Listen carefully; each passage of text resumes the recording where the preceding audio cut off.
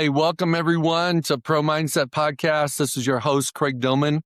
Today we have a young man as a guest. He's Bob Raybould, and Bob is going to be 90 very soon. So I didn't have to convince him very long that he's still a young man, but I want to welcome you to Pro Mindset. Thank you. It's great to be here. And I've been blessed with great genes. I have no joints that hurt. That's incredible. And I can still... That's because you didn't play in the NFL. No, I didn't. If you played in the NFL, you have some soreness. I wasn't big enough to play high school football. But I did organize my junior high team, and we beat all the other junior highs in my city. Wow. Okay, so when I normally ask is, what's your story? The only thing is I can't ask you that because then you would say, well, what decade? Okay, and so we could talk the whole time about your story. So what I want to do is I want to focus on what are you doing now where you're coaching people, you've written a book, you're an author, you're a performance coach, you have this concept about being successful with your emotions or by emotion. What is that about? Well, over 50 years ago, I had received an MBA, was struggling to sell life insurance, was working for 15 months. I was working about 60, 70 hours a week and not making much progress. And so I used my MBA and went to work in New York for a large major corporation. And after 2.5 years, I realized I was not cut out for a large corporation. So I came back to Salt Lake and started selling again. And I was again struggling. And then through a series of things, listening to a recording which said, set a goal and then see yourself doing what you're going to be doing after you reach your goal. I did what it said. I set a goal to 4 times my income, what I'd been making in New York. And then the thing I was going to be doing after I reached my goal was driving a Porsche. Well, those days, nobody knew what a Porsche was. There weren't very many on the road, but I had served in the army in Stuttgart, Germany, where they're built. And so I was attracted to them. And I went down and sat in the Porsche dealer. And as I touched the steering wheel of that Porsche, I felt different. I felt like I was a Porsche driver. And from then on, for the next 3 weeks, every day when I sat in my Volkswagen and touched the steering wheel, I was touching the steering wheel of a Porsche, and I was a Porsche driver. And this went on. I didn't know what I was doing, but I was discovering this tool. And at the end of 3 weeks, that day I just woke up and knew that I was going to succeed. I didn't know how, but I had created a mindset of somebody who would achieve this goal and be driving a Porsche. And 2.5 years later, I was driving a Porsche, living in a new house, and having 4 times my income. And then for the next 30 or 40 years, I tried to share this idea, mainly with athletes at the University of Utah football.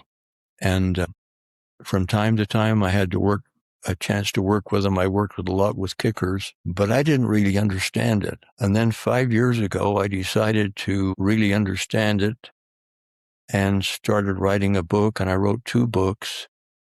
And for the last couple of years, I've been working to market those books. My objective is just to help people, because now that I understand the process well enough, a person can change their mindset in 60, 90 minutes and create a new mindset. And then they just go on to become that person because they're just pulled along by your new mindset to become that person. Couple thoughts on that. It's hard for somebody to understand it, but I'm going to play a game with you if it's okay, and have you use the tool to understand that this is something unique and different. Because when I explain it to somebody, they try to fit it into something they've already heard about or already used, and it's entirely different. So the way the tool works is you feel how you're going to feel after you've succeeded, and you do it so diligently and so consistently that it first causes you to believe you can succeed, then you're convinced you can succeed, and then you know you can succeed. But just try a little bit. Think of 3 words like gratitude, happiness, excitement. Those are words you'll be feeling when you discover understand this new tool. So just say them to yourself 5 or 6 times. Gratitude, happiness, excitement. Gratitude, happiness, excitement. Gratitude, happiness, excitement. Gratitude, happiness, excitement. Now, do you feel kind of a change? What I felt was I had a very cool thing happen yesterday, and I tried to connect to that feeling that I had yesterday once I achieved something. Yeah. And so, I think, what's your, I don't know what you're doing, but let me give you a perspective on what I see. Good. It's time traveling. It's helping people have the emotional experience now that they would have if they achieved what they set their mind to achieve, so that they could get reinforcement of that emotion now, like a sneak preview of that emotion now, of what's going to feel like later, because it's like, to me, it's like subconscious programming. Athletes perform in alignment with their subconscious programming. I don't care what they look like. I don't care what the ratings are. I don't care what the scouting reports say. I don't care what the coach tells them. I don't care what the girlfriend tells them. Their subconscious programming controls them. So if they don't believe, or they do believe, that they can make the free throw, whatever the exercise they're working on performing, you can't outperform it if you don't believe it. You can't do it. So you're taking a time travel game of, asking me to think ahead so that I can almost open up that neurological pathway between what I'm doing now and what I would be doing then. That's beautiful. And the only slight change I'm suggesting is not think ahead, but feel ahead. Feel ahead. Feel the emotions you're going to be feeling, because our subconscious mind is closed.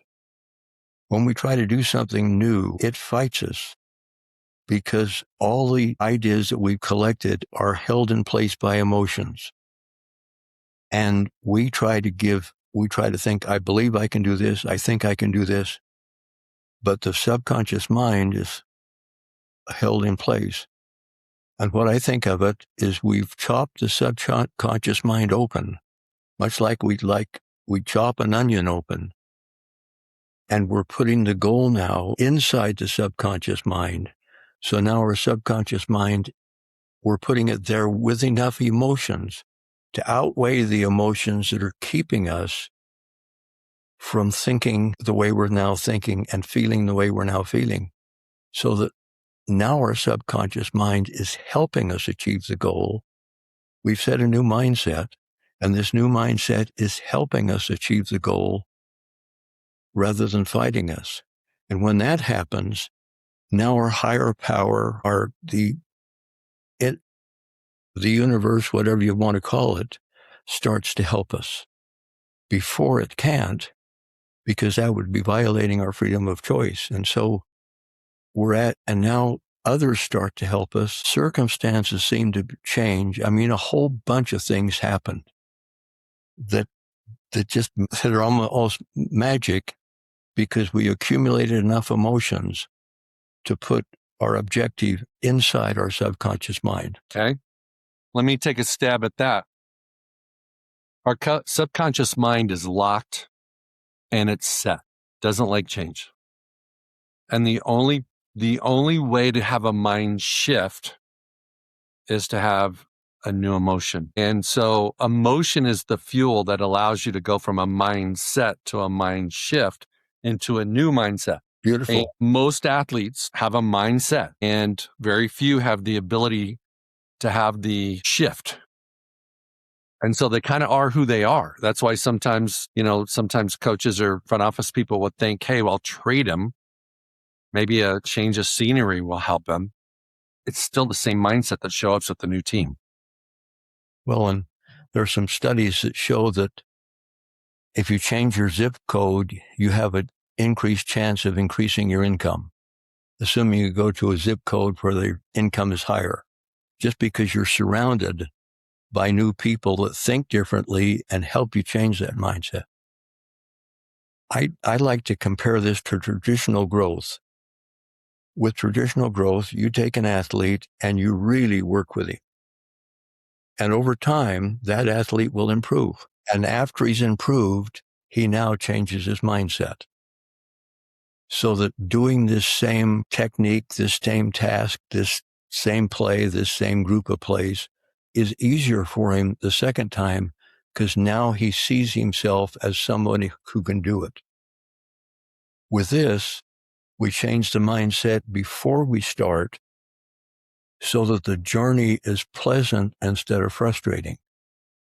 It's the timing of changing the mindset before you start rather than after you finish and succeed. Well, it's a cheat code so that you can bypass evidence or proof of concept or results that show you that you can. Because when you feel it, your brain already thinks, your subconscious already thinks you did it. Because everything we do in life, there's a linear response. You do something cool, successful, you achieve something. Let's say it's a sprinter, sets a personal best, high jumper jumps a personal best. Then they have that reinforcement. They have the evidence. They have proof of concept that they can do it.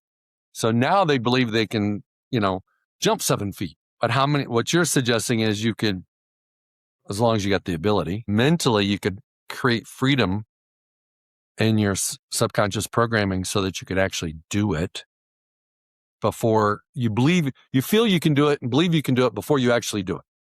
Yeah, I believed I could be a salesman, successful, but I just wasn't doing it. And then when I started feeling these different emotions, I did 4 times my income. But the wonderful thing about this tool is it's like chopping an onion. Traditional growth, we're going through the thing slice at a slice, layer to layer. And then we get to the center of the onion and we've succeeded and we see ourselves differently. With this, we take the tool and chop the onion in half and start in the middle and work our way out. But when we get to the edge, that's not the end. We just keep growing. Because not only did I have 4 times my income, I doubled it every year for the next 4 years after that, which was a 64 times increase, which made the first 4 times like 7% of the total. But that was by far the hardest because that's when I was creating the new mindset. Well, 2 thoughts. One is you're playing an inside game and you're working from the inside out instead of the other way around. Yeah. And the second thought is the power of emotion. I don't think too many people walking the planet understand that without emotion, you don't remember it happened. So if you look at the past, you only remember the things that had an emotional impact on you. So you being almost 90 years old, if I asked you to pick your highlight from your teens and your 20s and your 30s and so on and so forth, it would only be something, you only remember the things that made an emotional impact on you. That's right. So, fair? Fair. I mean, you're really on top of this. I mean, you understand it as well as anybody I've talked to. You've spent enough time helping people improve. You understand how hard it is unless you're using emotions. And what you're suggesting is change your dang emotions to change your results. And the thing that's amazing, saying those 3 or 4 words, whichever ones you pick, that describes the emotions you'll be feeling, saying them over and over and over again, maybe 500 times, something happens that you just change. I don't know why. I don't know how. But it's really interesting. You believe you can succeed, then you're convinced. And then just before you know you'll succeed, your mind goes in to stop you and it starts telling you, this is stupid. You're wasting your time. Stop saying these words. And then you just have to gut it out and keep saying them. And then suddenly you know you'll succeed and you're willing to do whatever it takes to get there because you're already this person. Emotionally, in your subconscious mind, you are a successful person. You don't hope you'll be. You know you're a successful person. So you'll do whatever it takes to get there. So my only thing, Bob, is why didn't you want to 10x or 20x your income instead of only 4? Well, it was interesting.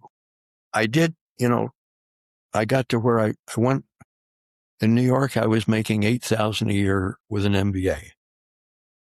6.5 years later, I was making $500,000 a year, which is be like $5 million a year today.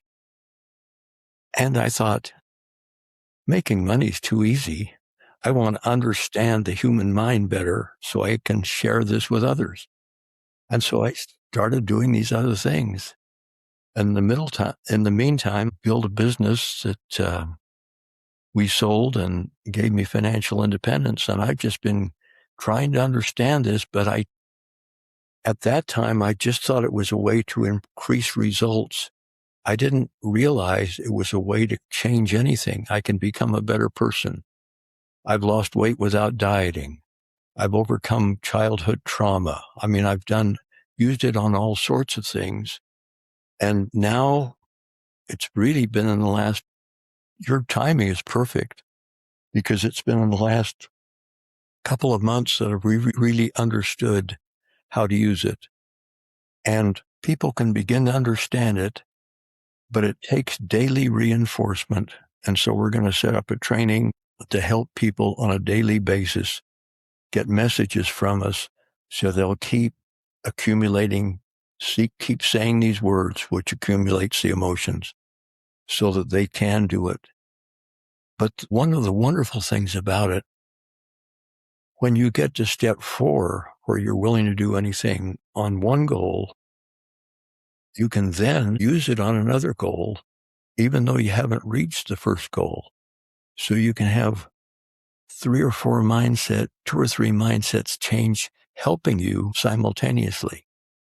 It's kind of like we've got this subconscious mind that's our personal AI machine, and we can turn it loose to help us achieve a goal, but we can also have it helping us to move forward in 2 or 3 areas of our life at the same time. Now, an athlete's going to focus on one thing, but when he gets through being an athlete, to be able to expand and have happiness in the various areas of his life, that's really important too. And for a kid that's a student, to also be succeeding as a student at the same time he's succeeding as an athlete, but that's something we have to teach him in lesson 2 or 3. Lesson 1 is focusing on just one goal, because it's like burning paper with a magnifying glass. You can only do it one area at a time. You can only work on one goal at a time when you begin using this tool. Well, one of the things that I see just from my personal experience is for me to pick 3 words. It's more valuable for me if I look at 3 successes and try to tap into what was the emotion that I experienced in my successes. So I got some wins, and, one might have been, I felt seen. I might have felt liberated. I might have felt, rewarded for the hard work I put in, whatever it is. Because emotion, from my perspective, is not like the emotion of like like joy and sadness. It's a lot of things to me. Because like you could remember something because it makes an impact on you, but it doesn't fit one of the traditional emotions. But it's emotional to you because your father told you weren't going to make it. You had a coach that told you were too small. You had a teacher that told you were too stupid. And you got your MBA, or you got your law degree, or you got your MD. And when you get those, like sometimes that emotion is, hey, I proved you wrong. But if you get those emotions that you've already learned that you like those emotions, you've been successful with those emotions. And then I see transferring that same emotion to a future goal or future dream, because your brain already knows what that is, because there's some people, maybe they haven't experienced certain emotions and success yet. But you can't tell me they haven't had success, because everybody's had success. Thoughts on that? Yeah. Well, for the last 4 years, I've been working almost every day to understand this better. And the thing that I found is by saying 3 or 4 words over and over again causes this change to happen faster than anything. I mean, when I was sitting behind the steering wheel of a Volkswagen, I think it was a Porsche, it took me 3 weeks. Then I decided to use it on being a better person, and that took me 7 days. But now, in an hour or so, saying these words over and over again, because I've trained myself to respond and let these emotions get deeper every time I say the word, I can really bring about mindset changes rapidly.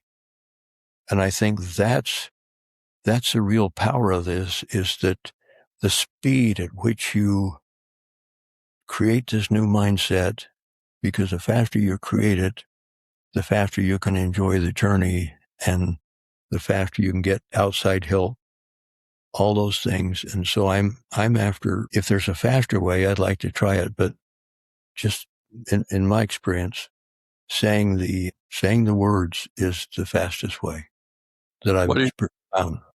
What are your go-to 3 words? Is that the ones you mentioned at the beginning? Well, right now they are gratitude, happiness, peace, love, and trust. That's what I'm working on, about 5 goals. When I first describe the tool, I think of onions, a stack of onions, and you need to work on the bottom onion first. Most traditional growth has you have a long-term plan. My approach is to have a long-term objective, a first step that I'm working on, and nothing in between, because I'm going to learn so much in the first step, it's going to modify the plan. So there's no sense wasting time just discovering a plan or outlining a plan that's outlined by me today. And me, when I've achieved this goal, is a different me. And that guy will pick the next step. And then that new person will pick the next step. And because we have incredible. Yeah. We're evolving. So you focus like almost like a 100-meter sprinter. You focus on getting out of the blocks, and you focus on where the finish line is. And you let the activity in the middle take care of itself. Yeah. Because just move your arms. Because I know I'm going to win. So my body naturally does whatever it needs to do to get me there. Because I'm not figuring it out. I've already set the mindset that I am a champion, or I can succeed. And as I looked at some of your interviews, and they were very good, but it made me think that maybe the best way I can help people with this is not to help champions be champions, but just help the average man be better. Help everybody grow a little bit. Help the guy who's not going to play in the NFL. I mean, when Urban Meyer was the coach at the University of Utah, I worked with his kickers and had a lot of results. And so he picked out 6 players that he thought had potential and let me work with them in the off season. And one of them quit the team, so I was success there. And 4 of the other 5 went on to play in the NFL. And the percentage of that happening is pretty unlikely.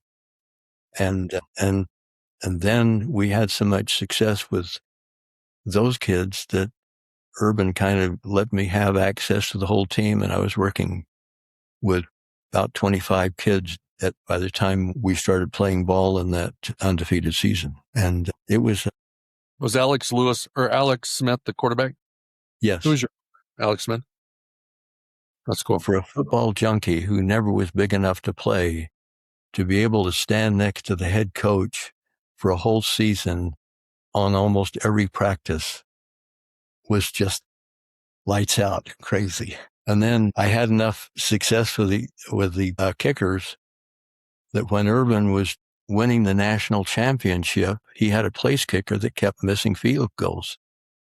And so he had me I was working with that kid over the phone in Florida, teaching him how to make the field goals, and he made the one in the championship game. So that was fun. Okay. What do you see as the biggest blind spot that performers have? And I'm just asking you a general question now, just from life. Performers, what do they not see that if they saw it, they would have more success? And understanding your tool and everything, and probably something about subconscious programming. But what is their blind spot? They don't know how good they are because their subconscious mind keeps them from seeing that. You talk about these experiences we've had. I've had a son and his partner did very well in the stock market and learned a lot about the stock market. And it's much more painful to lose money than it is to make money when you're investing in the stock market. And I think that's every area of life. It's much more painful to lose than it is. We remember our losses more than we remember our victories. And they're all impacted by emotions. And so changing and becoming better, you're overcoming a pile of emotions. I mean, that's why you have to say these words over and over again, because you have to build enough emotions to outweigh the emotions that are holding the ideas in place, or false ideas that are keeping you back. I mean, when we were born, we could do anything. Now years later, we picked up false ideas that keep us from seeing that we're the person that can do anything.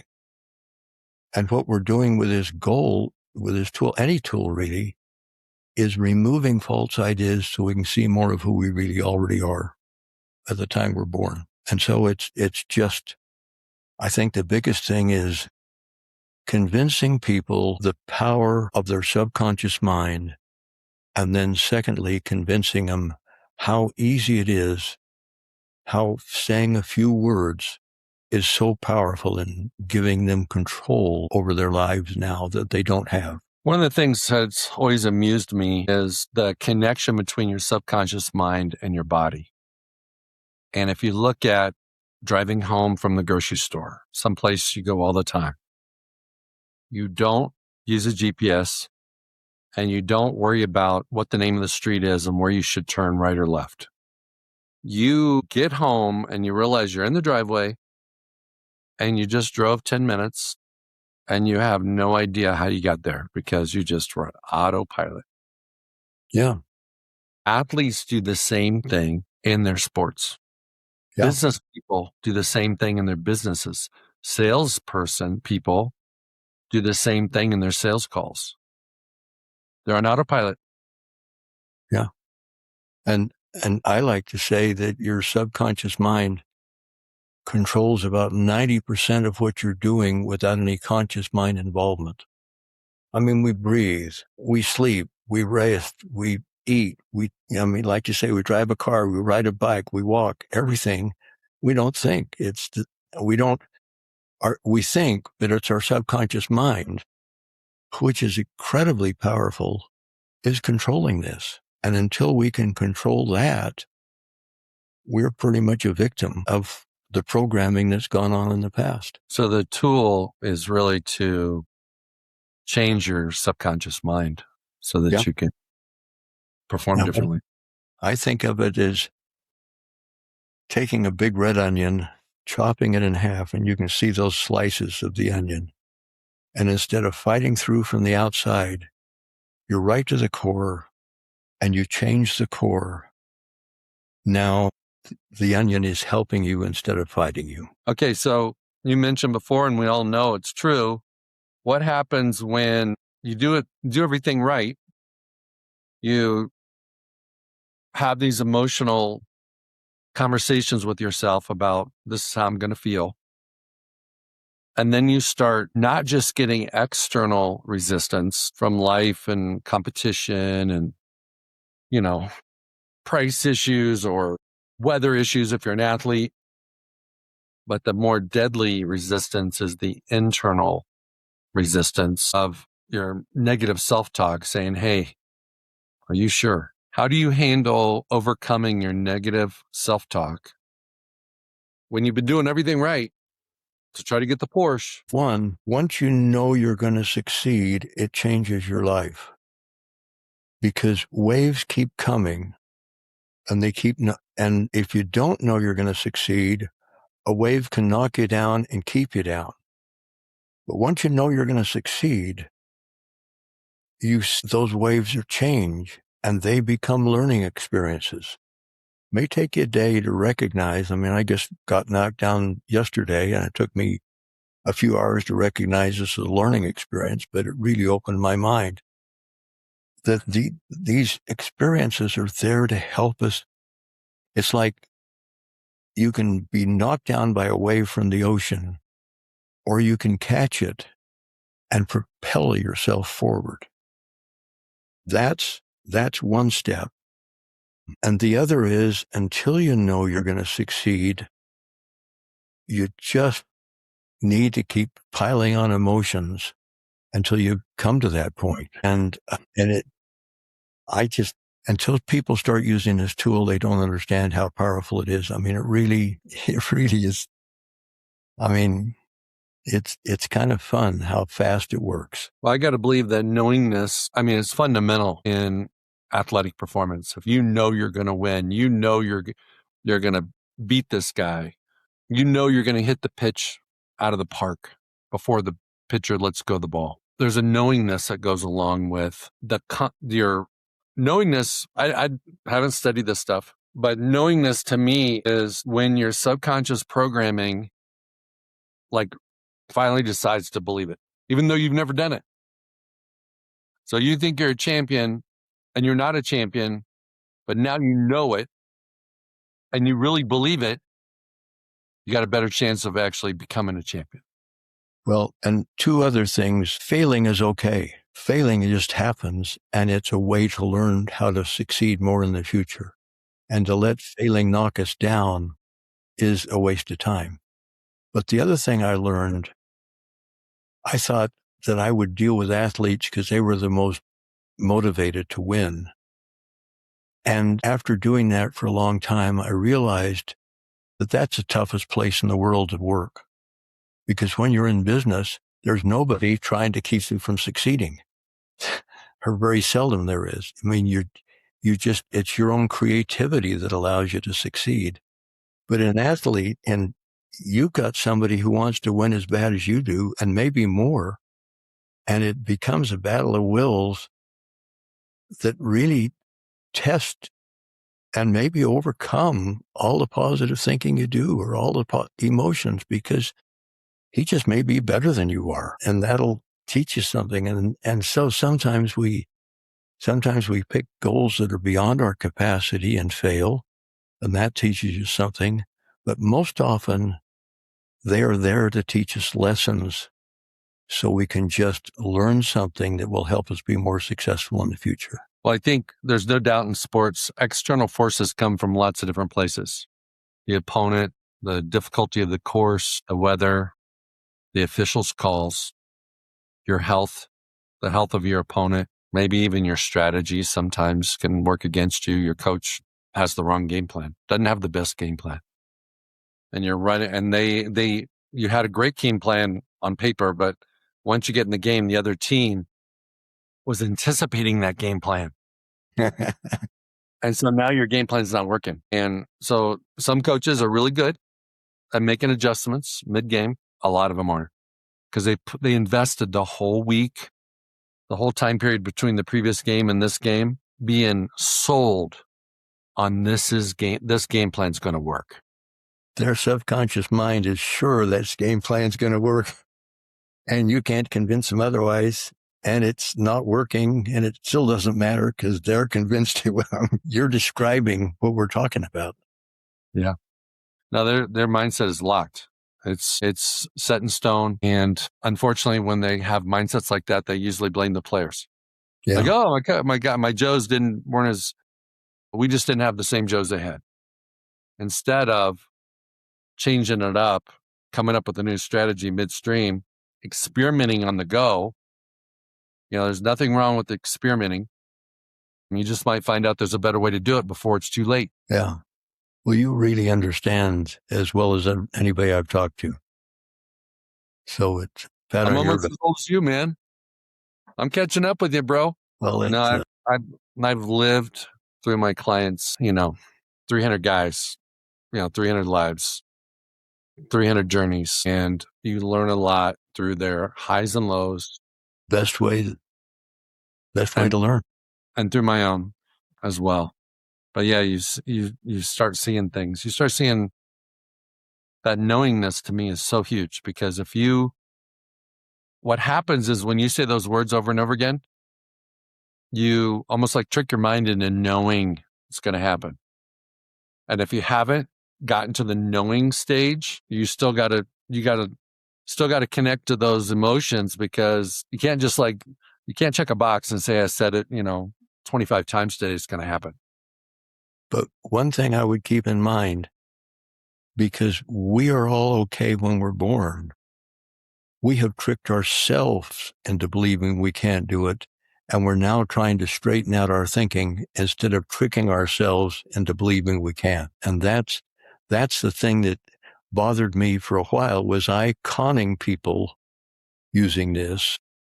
And then as the more I thought about it, we are already all we need to succeed at a reasonable level. If we're not, we've conned ourselves. Let's uncon ourselves and use emotions to do it. Yeah. No, I think our biggest opponent is always ourselves. Yeah. And when a golfer's got to make a 4-foot putt to win the tournament, the opponent doesn't matter. It's him and him. He's made that putt 5 million times. Can he make it when it counts? When it's for a green jacket or a major tournament, it's not the same putt. Yeah, that's what I found. I work with free throw shooters a little bit. Johnny Bryant, who's the associate head coach of the Cleveland Cavaliers, endorsed my book. And when he was at the U, he was very good. He shot 80% of his free throws. And over the off season, I worked with him a little bit. And the next year he shot 90%, which is a pretty good jump for not many do that. And he's been a good friend and a supporter because he experienced it. And I think it helped him in his coaching going along, because he's done very well. Okay, as you reflect back on your life, what's the one thing that you wish you knew at 30 that maybe you didn't learn until you were 40 or 50 or 60 or 70 or 80? Well, what's one thing that, if you could take time back, this is coming with you, and you learned it a lot later than that? Well, I guess it's two things. One, I believe in a higher power, and that's helped me. And then this tool. I mean, my life after age 32 was so different than my life before age 32. I mean, I'm dyslexic. I spent 2 years in the second grade. My father's an alcoholic. I'm almost becoming an alcoholic myself. I mean, I was struggling in lots of areas. And then I found this tool, and I could just, if I wanted to gain a new habit, I could gain a new habit, become a new person in 2 or 3 days. And I mean, you say 21 days to create a habit. With this tool, it's in 2 or 3 days you've got the habit. I mean, it's, and that's what's so fun, is that nobody knows about it. And it's fun talking to people about it. Some people give me a blank stare, and some people like you really understand it. Did you do the same thing you said to lose weight? Yeah. When we're losing weight, we're punishing ourselves for having eaten too much or not exercised enough, for being a bad boy. With this tool, we picture how we're going to be after we've lost the weight, and we love that person so much by saying these words. It's all about love. We're loving this person so much that we don't want to be this person anymore, so we quit eating. I mean, we love this person more than we love the person we are now. And I think that's what the tool does. You love the successful person you're going to become more than you love the person that's struggling. And that's why the words work. They just create more love on this side of it's like a teeter-totter. More love over here than there is over here. And as long as the love's over here, we can't succeed. So it's a battle between your future self and your current self. And if you like your current self, but you want to change, you can't change. You got to love your future self more than your current self. Yeah. So that you feel uncomfortable at the weight you are now, and you move towards the future self weight, whatever that might be. Is that fair? No, you'd love the future self so much that you want to be there more than anything else. I mean, you get to step 4, you're willing to do whatever it takes. You just love being that person so much, you'll do whatever it takes. Got it. Okay. I think I've got one final question for you, boss. Okay. 89 years old, got to be 90 soon. What is your long-term goal that most people your age would laugh at you? Because they go, bro, you've already got, 6 toes in the grave. What are you thinking? What is that? I want to reach tens of millions of people with this tool. Are you laughing? No, I'm not laughing. I think because you've got a mission, your life doesn't have an expiration. I think when people retire and they don't have a mission anymore, an active mission, I think that the expiration date kicks in, because it's not that they're not useful, but they're not driven. And I sense that when people are driven, they're really living, and your expiration date keeps getting extended out. And my first onion is getting tens of thousands of people to use this tool. The goal's way out there, and I've got to have my next step and then my next step. And so I know I'm going to do this, and I believe I'm going to do that. Well, I believe you will too. I believe you will too. I want to thank you, Bob, for being on Pro Mindset today. I want to thank you for your time. I want to thank you for your energy, being 89 years old and still having a mission, still having drive. That's really encouraging.